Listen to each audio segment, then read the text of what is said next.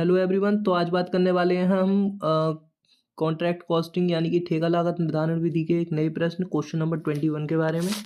देखिए, अगर मैं बात करता हूँ क्वेश्चन नंबर 21 की, तो इसमें आपको दिया हुआ है कि एक्स लिमिटेड ने एक ठेका प्लांट लगाने के लिए लिया जिसका मूल्य 24 लाख रुपए है। यह ठेका 31 जनवरी 2019 को पूरा होने की संभावना है। 31 जनवरी 2018 को समाप्त होने वाले वर्ष के लिए निम्नांकित विवरण से एक ठेका खाता बनाइए। तो इस प्रश्न में अगर आप ध्यान से देखेंगे तो जो आपको 24 लाख रुपए दिया हुआ है, ये आपका कॉन्ट्रैक्ट प्राइस है, जिसे आप बराबर वाले पेज पर लिख देंगे। इस तरीके से कॉन्ट्रैक्ट प्राइस बराबर कितना आपका, इसको लिख देंगे भैया आप। कॉन्ट्रैक्ट प्राइस हमें कितने रुपए का दिया हुआ है? 24 लाख रुपए का। ठीक है। इसके बाद आपसे कह रहा है कि यह ठेका 31 जनवरी 2019 को पूरा होने की संभावना है। 31 जनवरी 2018 को समाप्त होने वाले वर्ष के लिए निम्नांकित विवरण से एक ठेका खाता बनाइए। जो आपको बेजिस दे रखा है 6 लाख रुपए का। ठीक है जी। ये 6 लाख रुपए आप टू साइड लिख देंगे बेजिस के नाम से। कॉन्ट्रैक्ट अकाउंट का हमने फॉर्मेट बना दिया है पर्टिकुलर अमाउंट। ठीक है जी। पेजेस हमने टू साइड दिखा दी है 6 लाख रुपए की। इसके बाद जो आपको स्पेशल प्लांट दिया हुआ है 2 लाख रुपए का, उसको हमने क्या करा है, प्लांट के नाम से टू साइड बाहर दिखा दिया है और बाई साइड अंदर दिखा दिया है 2 लाख रुपए। इसके बाद जो आपको मटेरियल दिया हुआ है 3 लाख रुपए का, उसको हमने टू मटेरियल के नाम से बाहर दिखा दिया है। हमने आपको पहले भी बताया था, अगर प्रश्न में मटेरियल परचेज दिया हुआ है, मटेरियल इशूड दिया हुआ है या केवल मटेरियल भी दिया हुआ है तो उस कंडीशन में हम उसे सीधा बाहर लिख देंगे। ठीक है भैया। इसके अलावा आप देखेंगे इस प्रश्न में आपको ओवरहेड दिया हुआ है 1,20,000 रुपये का। तो ओवरहेड को आपने 1,20,000 रुपये बाहर लिख दिया टू ओवरहेड के नाम से। जो आपको डेप्रिसिएशन ऑफ प्लांट दिया हुआ है 10% के रेट से, उसे आपने क्या करा है, बाय प्लांट के नाम से 2 लाख रुपया लिख दिया है। वो sorry, plant depreciation of plant जो आपको 10% दिया हुआ है, वो आपने डेप लिख दिया 10%, अंदर ही लिख दिया है। ठीक है जी। इसके आगे आपको ये दिया हुआ है कि भैया इसमें क्या है कि अगर आप ध्यान से देखेंगे तो आप ये पाएंगे इसमें दे रखा है कि 31 जनवरी 2018 को कार्यस्थल पर सामग्री से 40,000 रुपये। इट्स मीन जो 40,000 रुपये है वो हमें क्या दिया हुआ है, material at site. Material at site को टू साइड अंदर लिख दिया हमने और बाई साइड बाहर लिख दिया मटेरियल एट साइट के नाम से 40,000 रुपये। ठीक है जी। इसके अलावा आपको वर्क सर्टिफाइड दिया हुआ है 16 लाख रुपए का, तो आपने वर्क सर्टिफाइड लिख दिया भैया 16 लाख रुपए। ठीक है जी। कितना रुपया लिख दिया भैया? 16 लाख रुपए। कितना लिख दिया? 16 लाख रुपए। इसके बाद आपको क्या दे रखा है, जिसका 80% नगद प्राप्त हो गया। यानी कि प्रश्न में आपको वर्क सर्टिफाइड क्या है कि 16 लाख रुपया दिया हुआ है। ठीक है जी। इसका कितना हुआ है कि हमें 80% नगद प्राप्त हो गया है और वर्क सर्टिफाइड से हमें कैश रिसीव अगर सॉरी, अगर मान लीजिए इसमें क्या है, वर्क सर्टिफाइड से हमें कैश रिसीव निकालना है तो उस कंडीशन में हम क्या करेंगे, 16 लाख का 80% करके क्या निकाल देंगे, कैश रिसीव निकाल लेंगे भैया 12,80,000 रुपये। ठीक है जी।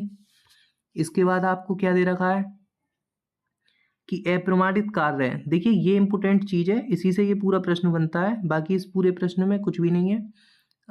जैसे कि इसमें दिया हुआ है जो अप्रमाणित कार्य है, अप्रमाणित कार्य को हम अंग्रेजी में क्या कहते हैं, अप्रमाणित कार्य को भैया अंग्रेजी में करते हैं वर्क अनसेटिफाइड। कितना है, सामग्री का 5%। तो सबसे पहले हमने नीचे लिखा वर्क अनसेटिफाइड कितना, सामग्री का 5% यानी कि मटेरियल का 5%। इसके आगे आपको दिया हुआ है कि भैया मजदूरी का 6%। मजदूरी का मतलब बेजिस, बेजिस का भी कितना है, 6%। ठीक है जी। बेजिस के आगे अगर आप देखेंगे ध्यानपूर्वक तो इसमें लिखा हुआ है कि ऊपरी व्यय का परिकलन मजदूरी के प्रतिशत के आधार पर करना है। मजदूरी का प्रतिशत कितना है, 6%। तो हमें ऊपरी व्यय का भी कितना लेना है, 6%। ऊपरी व्यय का भी कितना लेना है भैया, 6%। तो यहाँ पे हम लिख देंगे ओवरहेड का भी कितना है भैया, 6%। सही है। अब देखते हैं कि हमारा मटेरियल कितने रुपए का दिया हुआ है। मटेरियल दिया हुआ है भैया हमें कितने रुपए का, मटेरियल इसमें लिखा हुआ है 3 लाख रुपए का। तो यहाँ पे हमने लिख दिया मटेरियल कितने रुपए का है भैया, 3 लाख रुपए का। इसका 5% निकाल के हमने देखा तो कितना आया हमारा, 15,000 रुपये। उसके बाद में हमें देखना है बेजिस कितने रुपए का प्रश्न में दिया हुआ है। तो बेजिस हमें दिया हुआ है कितने रुपए का भैया, 6 लाख रुपए का। बेजिस हमें कितने रुपए का दिया हुआ है, 6 लाख रुपए का। तो यहाँ पे बेजिस का 6 लाख का 6% हमने निकाल के देखा, हमारे सामने आता है 36,000 रुपये। इसके बाद हमें जो ओवरहेड है वो ओवरहेड कितने रुपए का दिया हुआ है, ओवरहेड हमें दिया हुआ है 1,20,000 रुपये का। तो यहाँ पे हमने लिख दिया ओवरहेड के नीचे 1,20,000 रुपये। जब हम इसने 6% निकाला तो ये आया 7,200 रुपये। जब हमने इन तीनों को ऐड कर लिया 15,000, 36,000 और 7,200, तो कुल मिलाकर के 58,200 रुपये होता है। तो 58,200 रुपये हो गया हमारा बर्गन सर्टिफाइड। तो यहाँ पे बर्गन सर्टिफाइड में हमने कितना रुपया दिखा दिया, 58,200। और जैसे ही मैं 16 लाख में 58,200 प्लस करता हूँ तो मेरे सामने आ जाएगा 16,58,200। ठीक है जी। इसके आगे आपसे कह रहा है अप्रमाणित कार्य के लिए अपक्षण यानी कि डेप्रिसिएशन को विचार में नहीं लेना है। हमने कहा ठीक है भाई। इसके अलावा मटेरियल एट साइट हम ऑलरेडी लिख चुके हैं। ठीक है, उसके बाद में क्या है कि इसने ये वाला जो क्वेश्चन है इसी को जो है वो इंग्लिश में कन्वर्ट करके दे दिया है, तो इस पे आपको ध्यान नहीं देना है। बाकी का हम क्या करते हैं, अब प्रश्न को जो है वो आंसर इसका निकालते हैं। इसमें जो मेन चीज़ थी बर्गन सर्टिफाइड वो हम पूरी तरीके से निकालना सीख ही चुके हैं। देखिए यार, जब हमने टू साइड का टोटल करा यानी कि जितनी भी ये बाहर वाली अमाउंट थी, अमाउंट वाले कॉलम की बहुत सारी ऐड करी, तो हमारे सामने आता है 1,22,000 रुपये।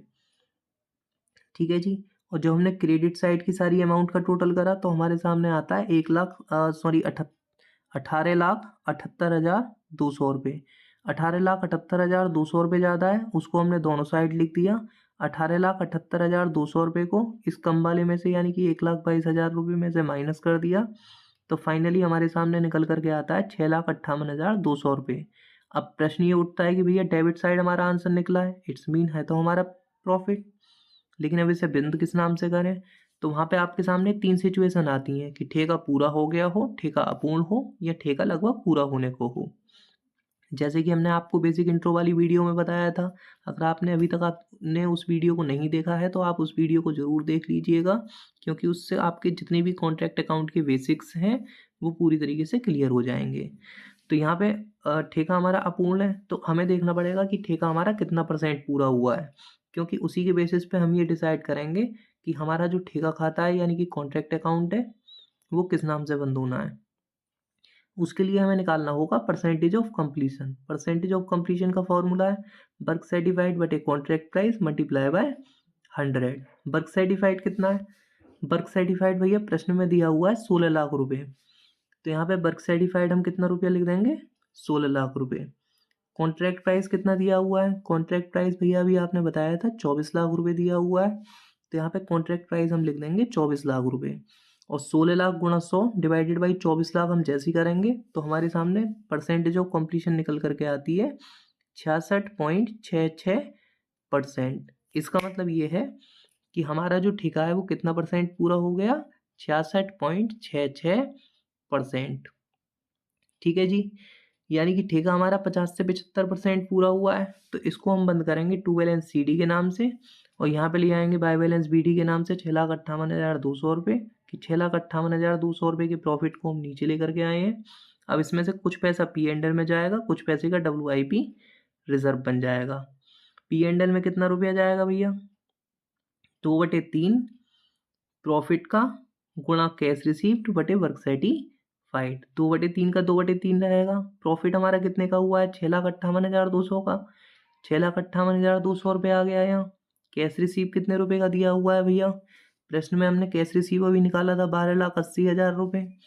तो यहाँ पे कैश रिसीव में हमने 12,80,000 रुपये लिख दिया बटे वर्क सर्टिफाइड हमारा कितना है, 16 लाख रुपये। ठीक है जी। ऊपर 4 जीरो है, नीचे 4 जीरो है, तो हमने 4 जीरो से 4 जीरो को कैंसिल कर दिया। ऊपर से नीचे की जीरो को ही कैंसिल कर सकते हैं आप, ऊपर से ऊपर या नीचे से नीचे की जीरो को कभी भी आप कैंसिल नहीं करेंगे। तो 4 जीरो से मैंने 4 जीरो काट दी। अब हमने जो भी आया 3 की गुणा 160 में करी तो हमारे सामने आता है कितना, 480। उसे हम रफ पेपर पर साइड में लिख लेंगे। फिर 2 की गुणा हम करेंगे 6,58,200 में, जो भी आएगा उसकी गुणा करेंगे 128 में। तो फाइनली जो भी हमारे सामने वैल्यू निकल करके आती है उसमें हम भाग लगा देंगे, क्योंकि बटा लगा हुआ है, भाग लगा देंगे 480 से, तो हमारे सामने आ जाएगा 351,000 40। ठीक है जी। यानी कि जो मेरे को 6,58,200 रुपये का टोटल प्रॉफिट हुआ था, उसमें से मैंने पी एंड एल अकाउंट में कितने रुपए का प्रॉफिट ट्रांसफ़र कर दिया है? 3,51,040 रुपये का। 6,58,200 में से अगर हमने 3,51,040 रुपये का प्रॉफिट पी एंड एल में ट्रांसफ़र कर दिया है, तो बचा हुआ जो प्रॉफिट है 3,07,160 रुपये का। कैसे निकाला? 6,58,200 में से 3,51,040 रुपये घटा करके फाइनली हमारे सामने कितना आया है? 3,07,160 रुपये।